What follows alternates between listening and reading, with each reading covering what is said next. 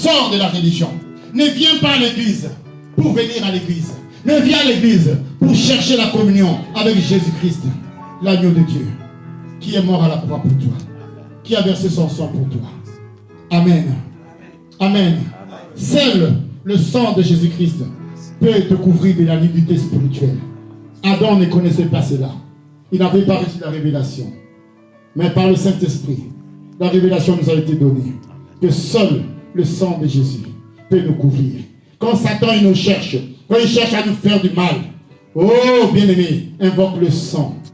Quand il veut prendre la route, invoque le sang de Jésus. Parce que Satan a beaucoup piégé l'humanité. Le monde est plein de pièges de l'ennemi. Ces pièges-là se trouvent partout, sur les routes. Bien-aimé, quand j'étais parti, il y a de cela, je crois, 2 ou 3 semaines en Italie. Et je pense que ma fille Sarah peut témoigner. Il y a ma voiture à moi personnelle était en panne. Et je me disais, mais Seigneur, je vais faire comment? Je n'ai pas de voiture. Mais il y avait la voiture de ma femme, qui est une, je ne sais plus, c'est une Fiat. Une petite voiture. Et cette voiture-là aussi, il y avait un problème de fuite d'eau. Il y avait une fuite au niveau du liquide de refroidissement. Donc quand tu mettais le liquide de refroidissement, tout de suite ça s'écoulait, tout s'épuisait. Je me suis mis à genoux, j'ai prié, j'ai dit Seigneur, voilà, c'est avec ça là. J'ai pu aller en Italie. Restaure cette voiture. Amen. Fais que la fuite s'arrête. J'ai pris le bidon, je suis allé, j'ai rempli. Il s'est écoulé un tout petit peu de liquide, après ça s'est arrêté. Et c'était au top niveau plat. J'ai roulé avec pendant 2 jours, ici à Lyon, pour vérifier. Et le liquide ne bougeait pas. Amen. J'ai dit à ma femme, Dieu a réparé la voiture. Amen. Et je vais l'utiliser pour aller. J'ai fait, avec la voiture là, plus de 1000 km aller-retour. Sans compter les tours que j'ai fait dans la ville où je suis parti prêcher. Le liquide n'a pas bougé. Je ramenais la voiture. Le liquide n'avait pas bougé. Et pendant ce témoignage, en cours de route, je suis parti dans la soirée. Et on était dans le tunnel parce que la route là qui va vers Turin, Torino, c'est plein de tunnels.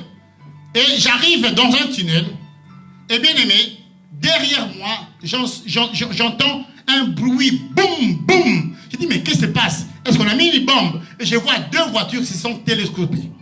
Amen. Satan ne voulait pas que je puisse aller faire le travail là-bas. Mais le Seigneur nous a protégés. Amen. Je suis passé et j'ai laissé là-bas, je crois que la voiture avait pris feu. C'était dans un tunnel. C'était terrible. Dieu nous protège. Parce qu'avant de partir, j'avais invoqué le sang de l'agneau. Je dis, Seigneur, que mon chemin, ma route soit balisée par le sang de Jésus-Christ. Et je suis arrivé à bon port avec la petite voiture là. Si vous voyez la voiture là, ils m'ont posé, mais pasteur, tu es venu de Lyon avec cette voiture là? J'ai dit oui. Je dis, mais c'est pas possible. Quand tu vois la voiture, tu ne peux pas dire non, que cette voiture là peut faire plus de 400 km. Mais j'ai fait aller-retour avec ça. Amen. Et le liquide de refroidissement n'a pas bougé. Le moteur a tourné pleinement sans problème. On peut acclamer les saints. Amen. Bien aimé, Dieu est Dieu. Quelqu'un dit Dieu est Dieu. Dieu est Dieu. Amen. Amen. Nous allons encore continuer pour ce message. Nous comprenons maintenant pourquoi Jésus avait maudit le figuier. Parce que quand il est venu, il pensait trouver des fruits. Parce que l'arbre a été créé par Dieu pour donner son fruit afin que l'homme puisse en manger et qu'il puisse vivre. Mais là, le figuier n'avait que de feuilles. Comme il avait séduit aussi Adam et Ève dans le jardin lorsque Adam et Ève avaient péché. Ils ont pris les feuilles de figuier, qui est le symbole de la religion, pour pouvoir se couvrir de leur nudité. Mais je vous dis que l'islam ne peut pas couvrir ta nudité devant Satan. Je te dis que le culte des ancêtres en Afrique ne peut pas couvrir ta nudité devant Satan. Je te dis que la religion des témoins de Jéhovah ne peut pas te couvrir ta nudité devant Satan. Je te dis que l'hindouisme, le confucianisme, toutes sortes de religions ne peuvent pas couvrir ta nudité. Tu as besoin de la personne de Jésus. Amen. Seul Jésus peut couvrir ta nudité. Amen. Quelqu'un dit Amen. Amen. Et aujourd'hui, nous allons parler encore de quelque chose. Parce que quand Dieu est descendu le soir, il voulait parler avec son ami Adam. Amen. Et aujourd'hui, on va lire un texte, Jean chapitre 15. Dieu désire renouveler cette amitié qu'il a avec l'homme. Ma sœur, lis-nous Jean chapitre 15, les versets 13 à 15. Et si on peut acclamer le Seigneur pour la révélation. Amen. Ah, c'est toute l'acclamation que vous donnez à la révélation. Donnez, acclamez le Seigneur. Ah, bien-aimé, alléluia. Comprenons que le Seigneur est contre la religion. Je lis au nom de Jésus. Amen. Jean chapitre 15, le verset 13 à 15. Il n'y a pas plus grand amour que de donner sa vie pour ses amis. Vous êtes mes amis si vous faites ce que je vous commande. Je ne vous appelle plus serviteur, parce que le serviteur ne sait pas ce que fait son maître. Mais je vous ai appelé amis, parce que je vous ai fait connaître tout ce que j'ai appris de mon Père. Amen. Amen. Voilà, bien-aimé. Jésus, c'est que bientôt il va partir, il va mourir à la croix pour payer le prix du péché pour l'homme. Il va réunir ses disciples. Il va leur commencer à leur parler d'amour. Il leur dit, il n'y a pas de plus grand amour que de donner sa vie pour ses amis. Et Jésus appelle les disciples des pécheurs sans instruction, des publicains qui étaient même, je peux dire, des escrocs, comme Matthieu. Il les appelle amis. Amen. Amen. Mon frère, Jésus t'appelle ami.